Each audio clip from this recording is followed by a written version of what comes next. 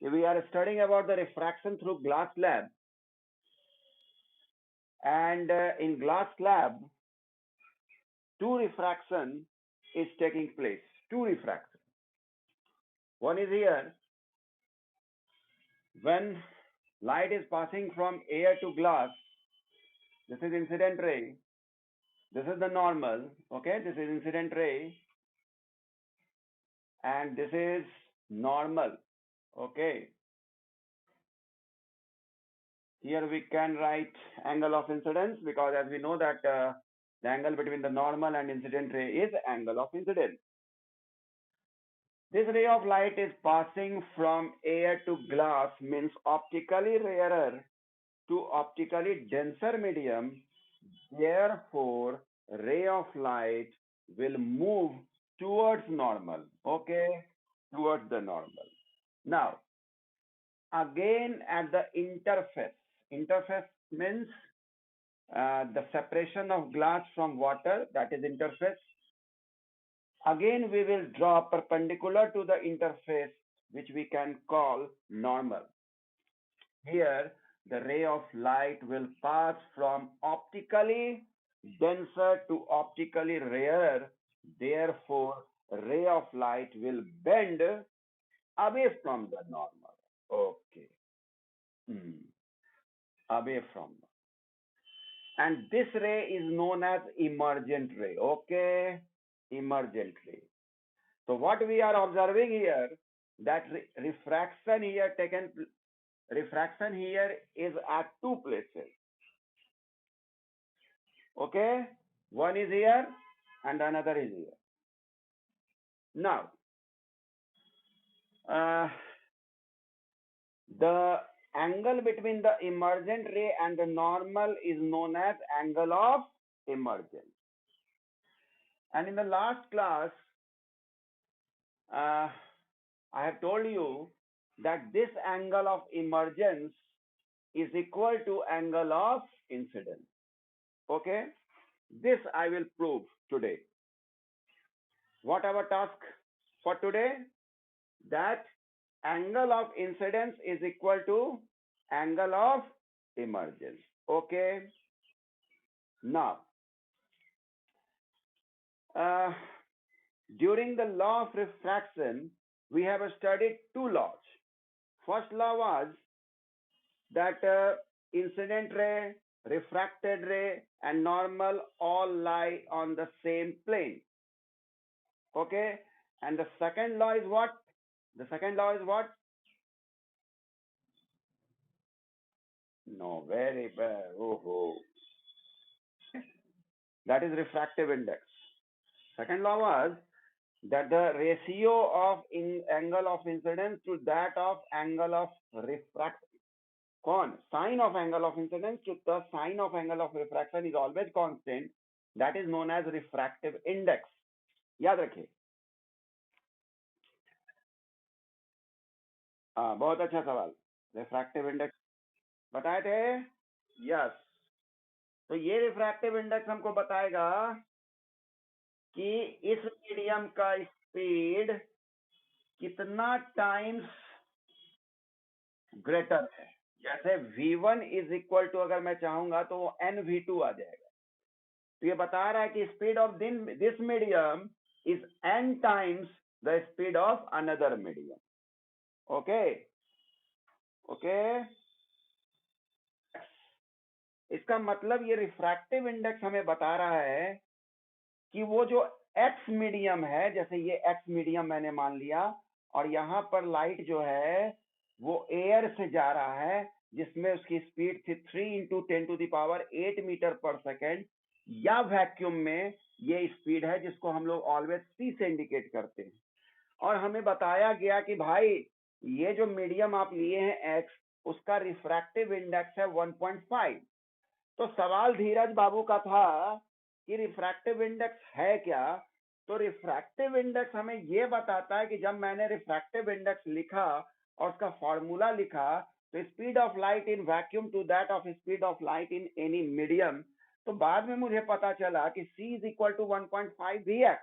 इसका मतलब मैं कह सकता हूं कि एयर में लाइट का जो स्पीड है उस खास मीडियम में लाइट का जो स्पीड होगा उससे 1.5 गुना ज्यादा है। अब बात समझ में आ गई होगी, ज्यादा पेचदार लिखने में दिक्कत होगा। Refractive index is the ratio of speed of light in vacuum और air to that of speed of light in medium. चलिए अब मैं इस बेसिक फॉर्मूला से आगे बढ़ता हूं। मैं एक्चुअली आपको प्रूव करना चाह रहा हूं कि angle i is equal to angle i, ठीक है? अच्छा लगेगा अगर आप इंटरेस्ट लें तो। रिफ्रैक्टिव इंडेक्स का 2-3 फॉर्मूला हम लोग के पास आ चुका है। एक तो बेसिक अभी speed of light in air और vacuum to that of speed of light in any medium. दूसरा याद करो कि रेस्पेक्ट वाला था, ये रिलेटिव रिफ्रैक्टिव इंडेक्स है ना। रिलेटिव क्या बनाए, यहाँ चार्ट बना दें। ये एन एक हो गया कि वी एयर या वैक्यूम कहिए by speed of light in medium. एक हो गया relative refractive index V1 by V2 हो गया। दूसरा ये बताए थे कि N2 by N1 is equal to ये बताए थे। और स्नेल्स लॉ क्या बताए कि N2 ये sine I by sine R। इतना हुआ हमारा फॉर्मूला, इतना तक तो दिख रहा है ना। तो ये दोनों का मैं इस्तेमाल करूंगा आपके सामने। तो स्नेल्स लॉ हमें बताया है, याद रखिएगा, एंगल ऑफ इंसिडेंस उसको मानते हैं जो इसमें इंसिडेंट रे गया जो कि मीडियम 1 में है, इसलिए ये 1, और जिस मीडियम में गया दैट इज 2, और वही ना रिफ्रैक्शन होगा। तो ये मैं आई लिखता हूं और इसको मैं R1 लिख देता हूं, ठीक। और इसको भी मैं R1 ही लिख देता हूं क्योंकि ये पैरेलल लाइन है, तो alternate interior angles are equal, therefore ये R1 मैंने यहां भी लिख दिया। लेकिन इस ग्लास स्लैब के लिए चूंकि ये रे अब अंदर से बाहर की ओर आ रहा है, तो बेंडिंग किधर कर रहा है, बेंडिंग किसमें कर रहा है, एयर में ना बेंडिंग कर रहा है जी। तो बेंडिंग जिसमें कर रहा हो वो कहलाता है एंगल ऑफ रिफ्रैक्शन, और जिससे आ रहा हो वो कहलाता है एंगल ऑफ इंसिडेंस। तो इस जगह के लिए ये हो गया एंगल ऑफ इंसिडेंस और ये हो गया एंगल ऑफ रिफ्रैक्शन। समझ रहे हो? ये बात समझ रहे हैं? मेरी बात को ध्यान दीजिए। 2 में बेंड किया है, 2 में ये लाइट आया और 2 मीडियम 2 में बेंड किया है, इसलिए मैं रिफ्रैक्टिव इंडेक्स ऑफ 2 निकाल रहा हूं। जिसमें बेंड करता है उसका रिफ्रैक्टिव इंडेक्स निकालते हैं विथ रेस्पेक्ट टू जिससे आ रहा है। जैसे यहां से लाइट रे आया, इसमें आया, तो मैं अब रिफ्रैक्टिव इंडेक्स किसका निकालूंगा, इसमें बेंड कर रहा है, तो 1 का निकालूंगा with respect to 2। Okay, yes.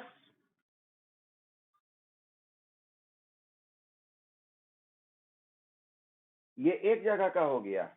ये किस केस का लिए, किस केस का लिए हैं हम, जब N1 से N2 की ओर जा रहा है, तब मैंने लिया refractive index of 2 with respect to 1।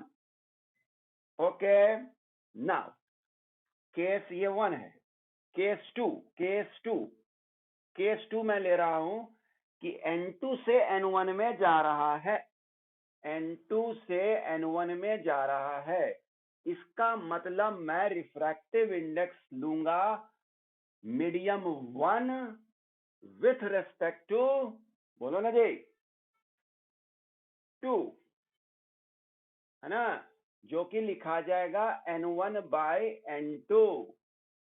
इसका मतलब 2 में मेरा एंगल ऑफ इंसिडेंस R1 है, इसीलिए sign R1 by sine E। बहुत अच्छा फॉर्मूला मैं बता रहा हूं आपको।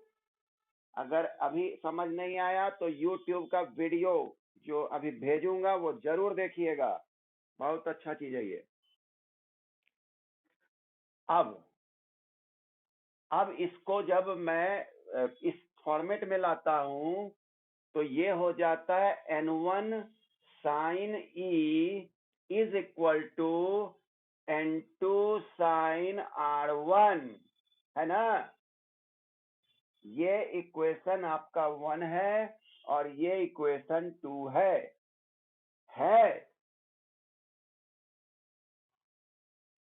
हाँ, और ये R1 जो होगा, देखो यहाँ पर ये, अब चेक करो, ये यहाँ N2 sin R1 है और यहाँ भी N2 sin R1 हुआ। इसका मतलब मैं कह सकता हूं कि this will be equal to this, कह सकता हूं।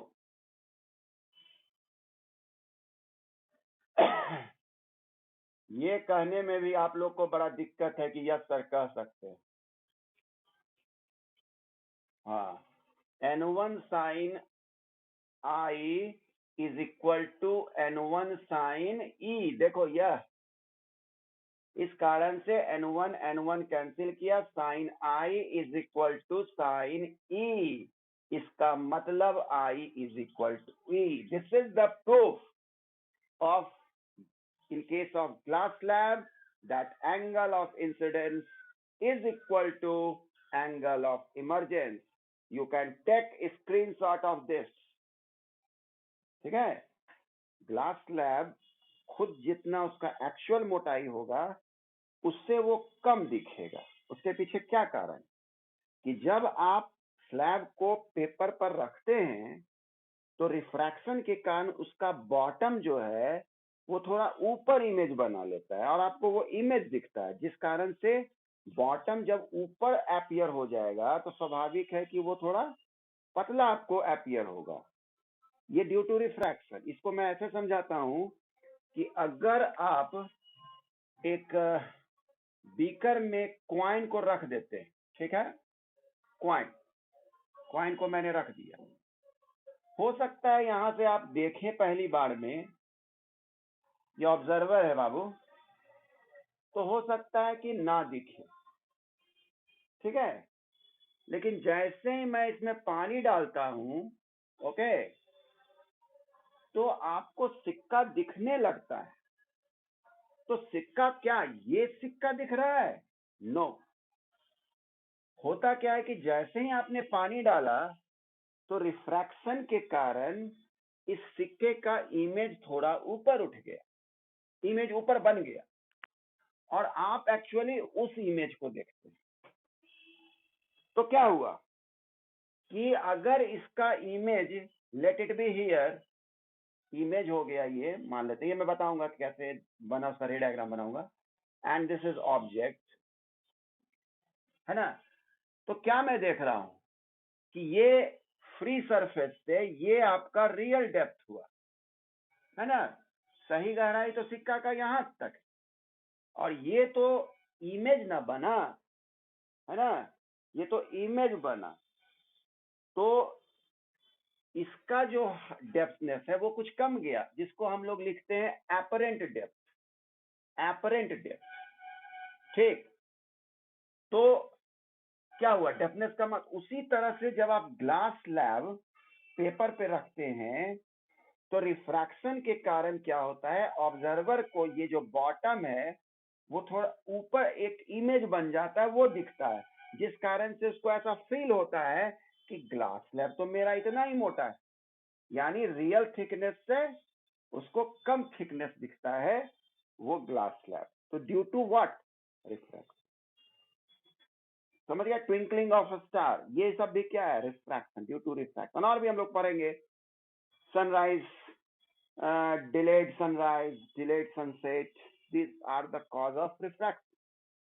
तो अभी मैं फिलहाल आपको ये क्वाइंस का बता रहा हूं और आपको मालूम होना चाहिए कि रिफ्रैक्टिव इंडेक्स का एक और फॉर्मूला मैं आपको बता दे रहा हूं।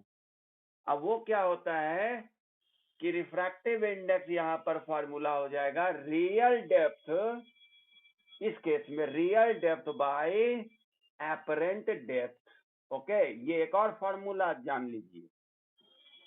Okay, real depth by apparent, ये मैं डिराइव कर दूंगा, ठीक है।